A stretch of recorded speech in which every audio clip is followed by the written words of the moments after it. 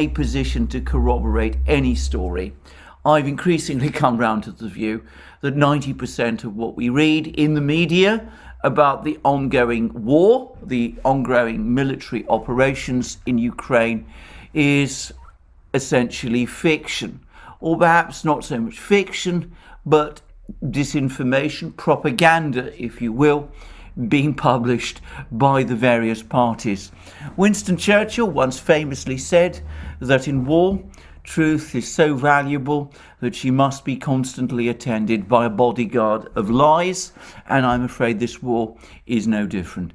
I would say also that, though I'm not a military person, one other further reason why I tend to, I absolutely believe Gonzalo Lira's account of events on the battlefield is that, to the limited ability that I can actually follow and track these events on the basis of information that comes from third parties, from open sources, it seems to me that the general picture which he's describing is an accurate one.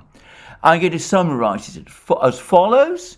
Contrary to what is being reported across the West, the Russian military operation continues at a steady pace. More and more cities in eastern and central Ukraine are invested. The Russian military is gradually penetrating ever more deeply into Kiev, though it seems to be avoiding an all-out assault on the city.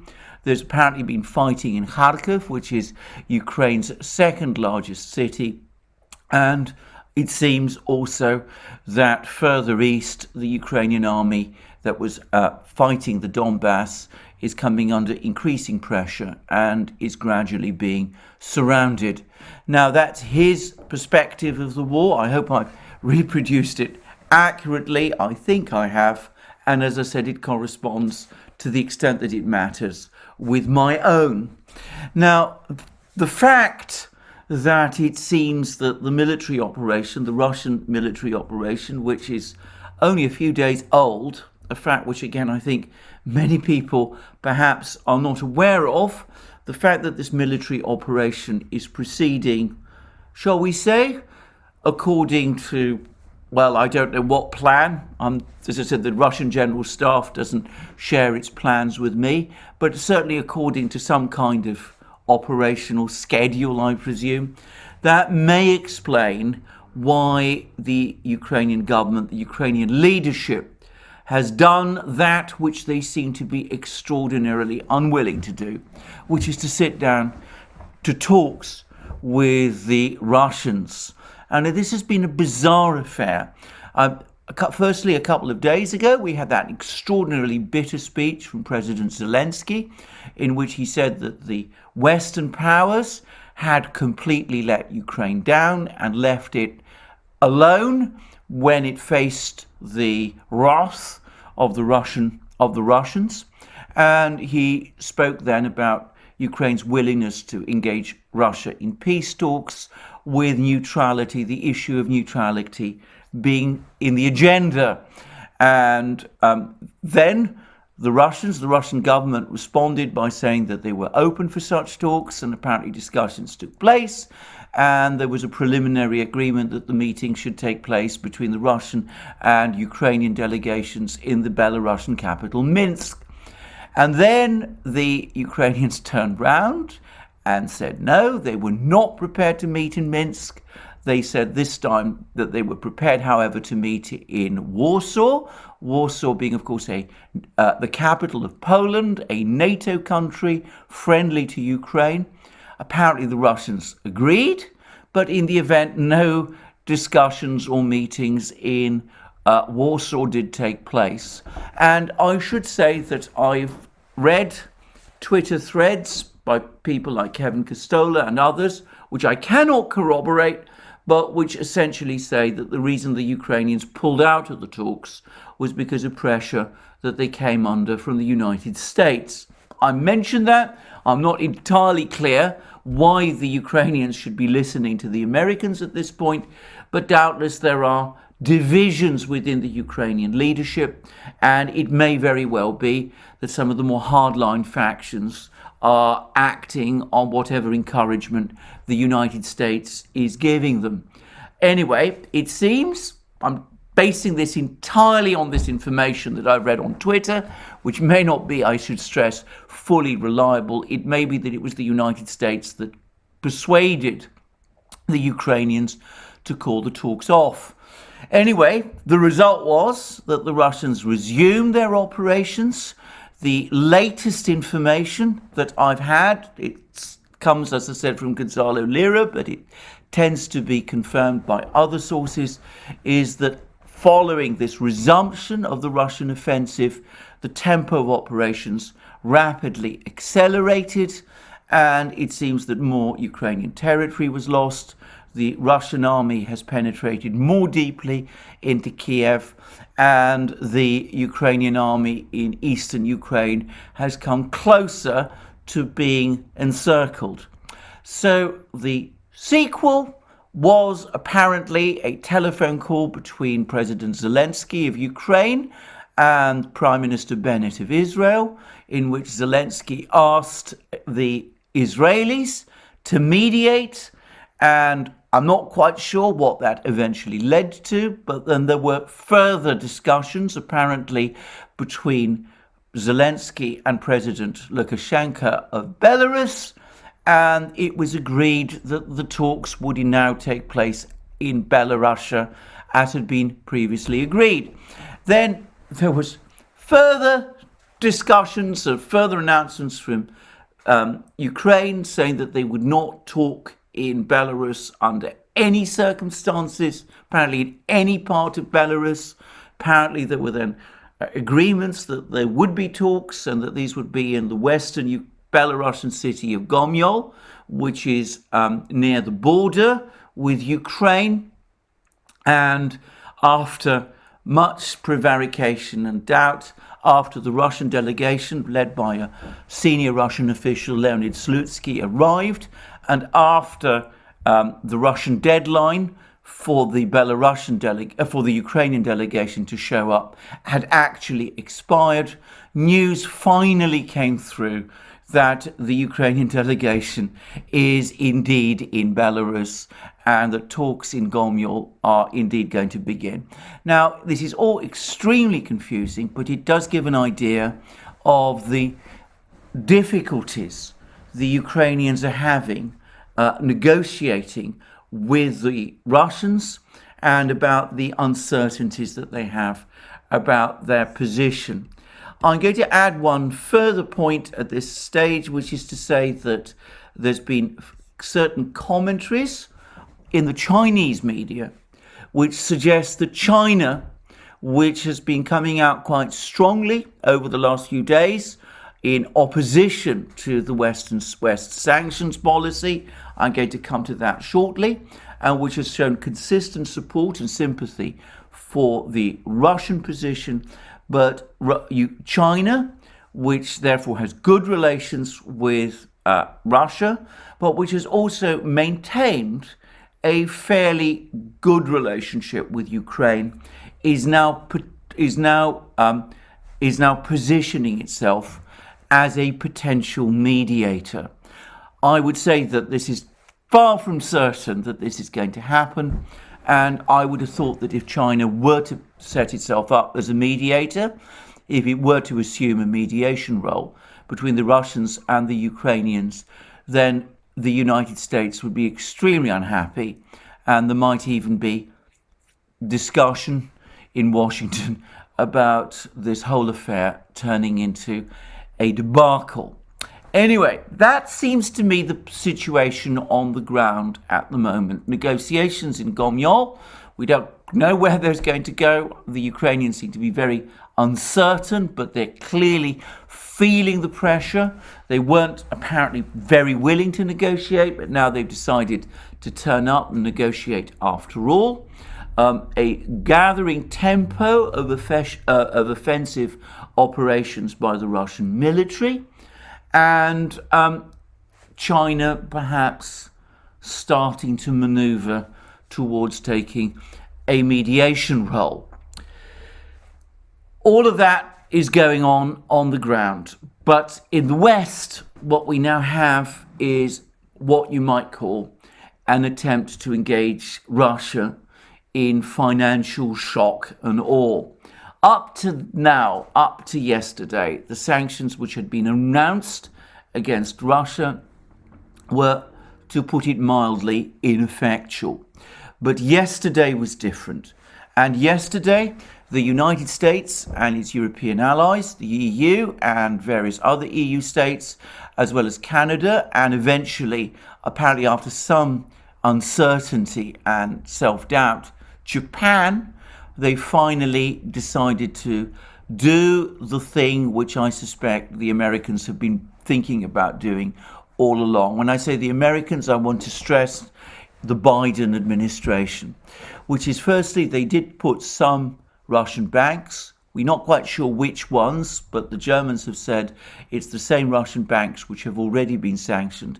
They are going to put some Russian banks, they're going to disconnect them from SWIFT, the interbank messaging service. And they have also said, and this is perhaps the most dramatic development of all, that they're putting the sanctions on Russia's central bank. Now, these sanctions are going to take two forms. Firstly, they're going to prevent Western banks and financial institutions from having dealings with the Russian central bank.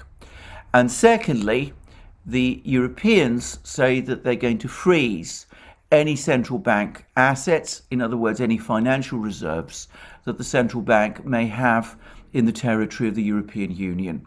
Now, I'm not sure how much that is, or indeed whether the Russian central bank has any reserves in the European Union. But in any event, this is a massive escalation. And the United States has openly said what the purpose is. There's going to be a speculative attack on the ruble on Monday, which is to say tomorrow. That's going to drive the ruble down. And because of these sanctions, the Russian central bank will not be able to intervene in the foreign currency markets to support the ruble.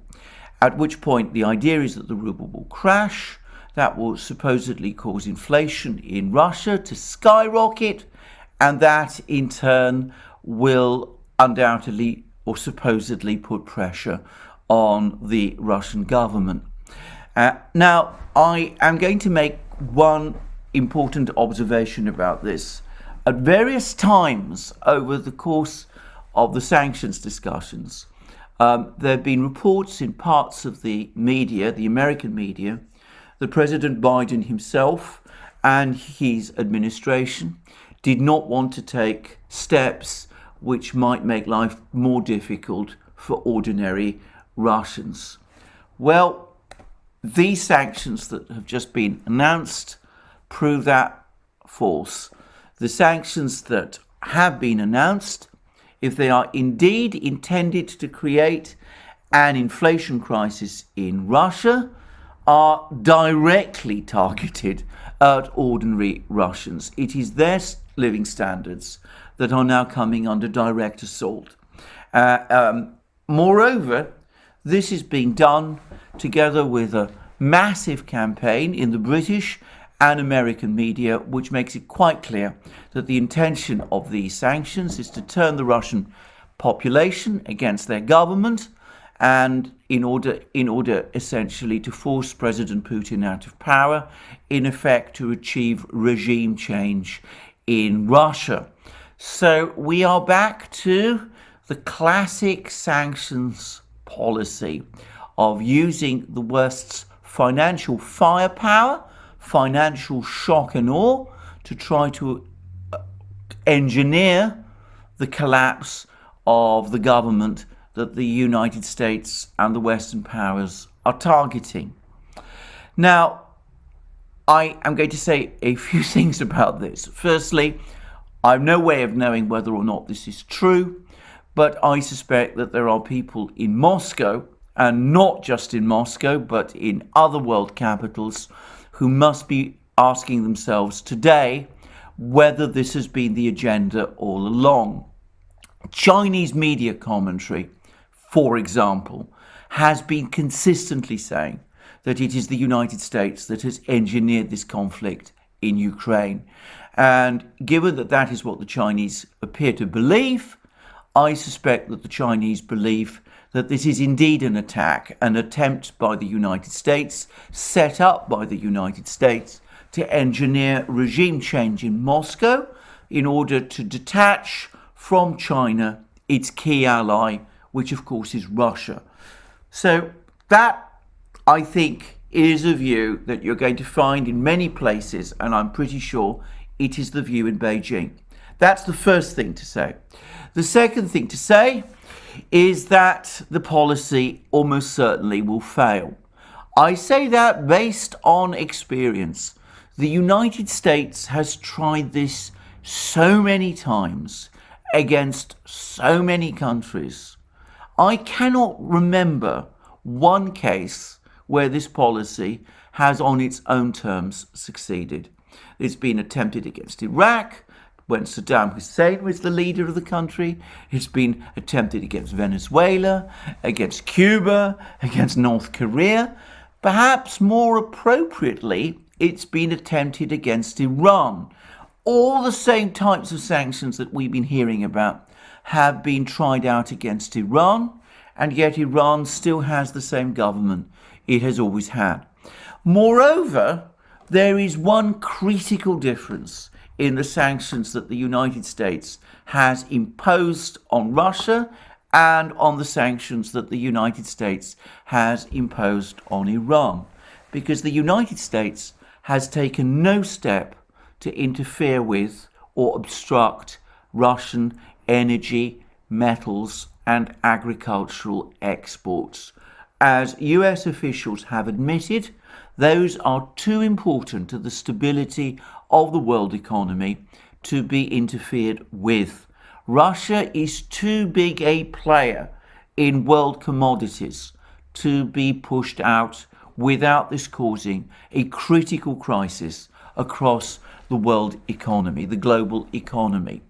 So that means that the Russians, unlike the Iranians, will continue to receive a steady cash flow, a flow of money that will continue to be paid to them in return for their oil, their gas, their wheat, their metals, and all the various other products which they sell internationally. And if you burrow down hard into the sanctions announcement, if you look at the details, you will see that the payment systems, the SWIFT payment system, the restrictions on the SWIFT payment system that have been imposed with respect to Russia still allow for payment of money to Russia in return via SWIFT, in return for the Russians continuing to sell their products overseas. And that already, it seems to me, undermines the rationale of this move. Because if the Russians continue, as they no doubt will, to run a large trade surplus, it's not obvious why there should be any real pressure on the ruble at all. After all, a country which runs a big trade surplus, which is self-sufficient, ought, in theory, to have a strong currency rather than a weak one. I say this, I appreciate, with some irony, because of course the ruble has fluctuated considerably, to put it mildly, over the last 10 years. But logically, a country that runs a large trade surplus and which has very little debt should not really need to interfere to support its currency to any great degree, because that currency ought, in theory, to be already strong. Moreover, since as a result of all these financial moves, the prices of commodities are almost certainly going to rise, that means that there will be an increase, a strengthening of Russia's trade surplus, which ought logically to strengthen the ruble even further. In fact, if one looks at the situation over the last few years, going back roughly to, I think, 2016, there's not actually been any significant central bank action by the Russian central bank to support the ruble. The central bank has been quite happy up to now to let the ruble simply float.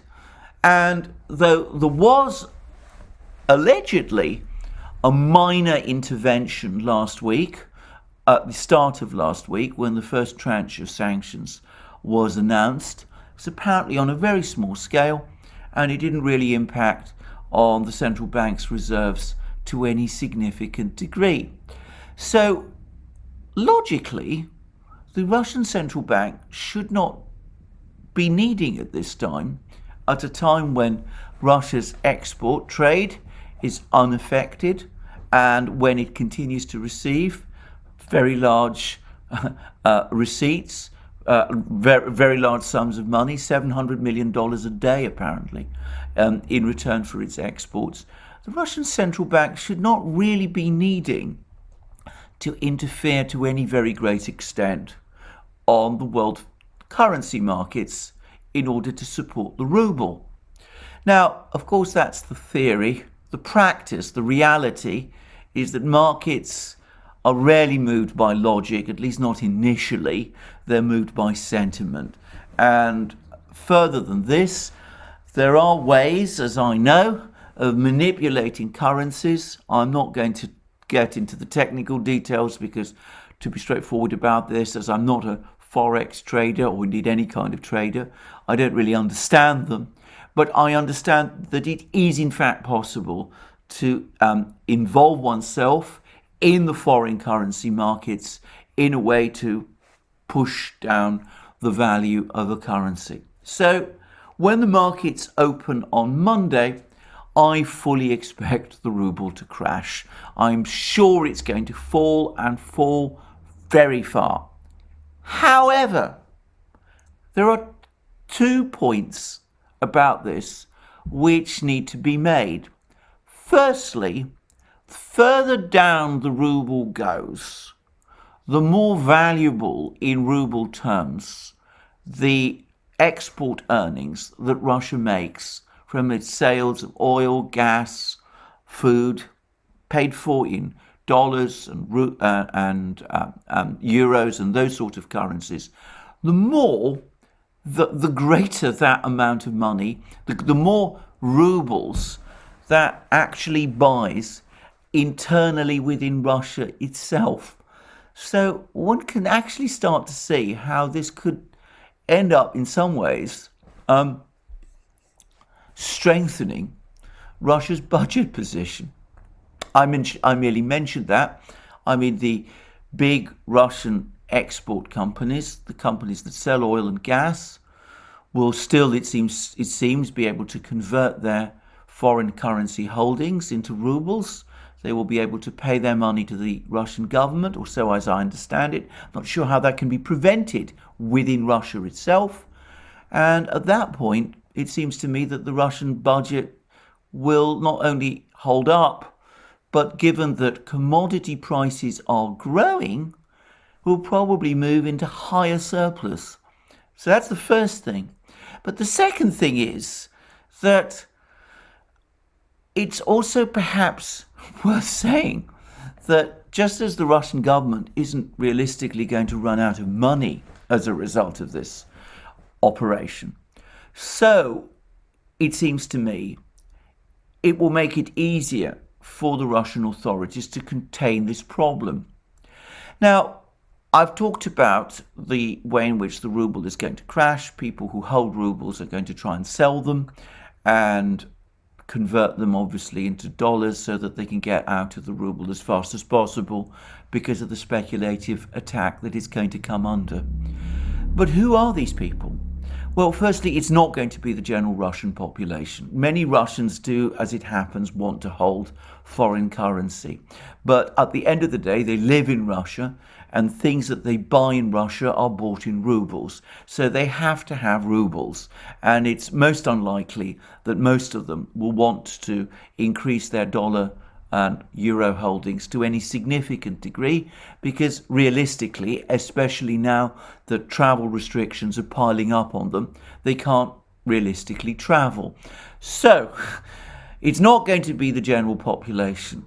The kind of people who hold dollars and euros in the necessary quantities to make a difference, or at least who might be prepared to sell rubles and buy dollars and do this in large numbers, are going to be the business community, are going to be big Russian corporates, they're going to be oligarchs, they're going to be currency traders in the Russian financial markets, people based in Moscow.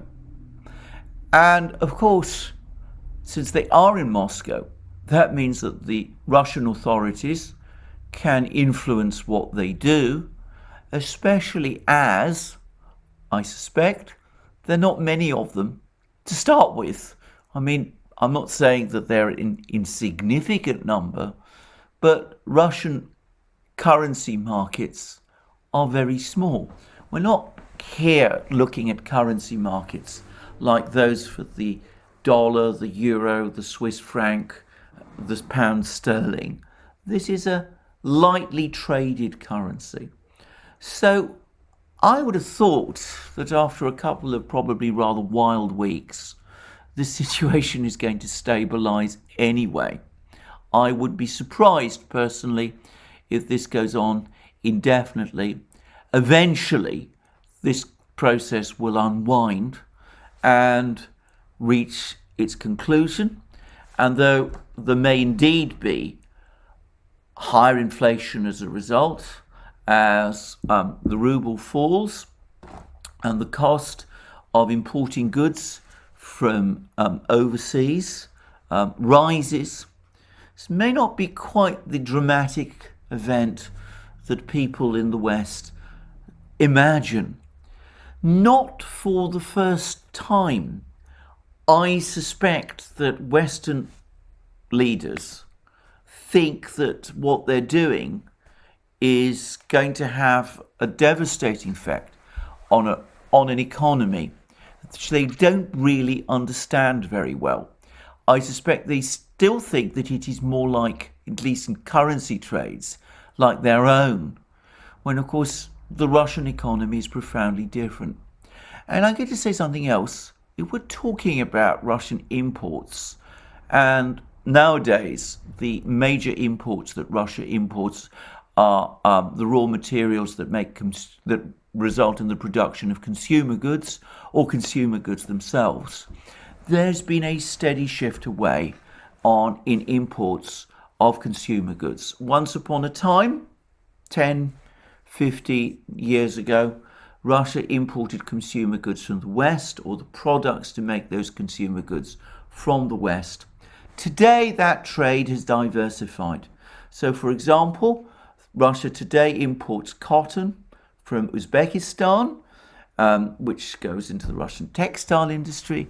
It imports smartphones from China. It imports things from all sorts of other places where it's not going to be paying, or perhaps it will be in a much better position to pay for these goods in other currencies outside the Western financial system.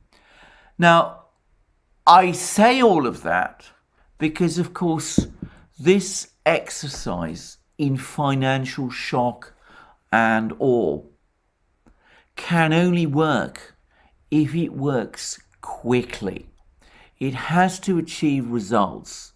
I mean dramatic results. I mean regime change within a couple of months, a year at most, because thereafter the situation will not just stabilize, it will transform, it will change in a way in which the economy, the Russian economy, finds equilibrium, and in which it starts to forge further financial and economic links with other powers, China obviously being the overriding one, but India also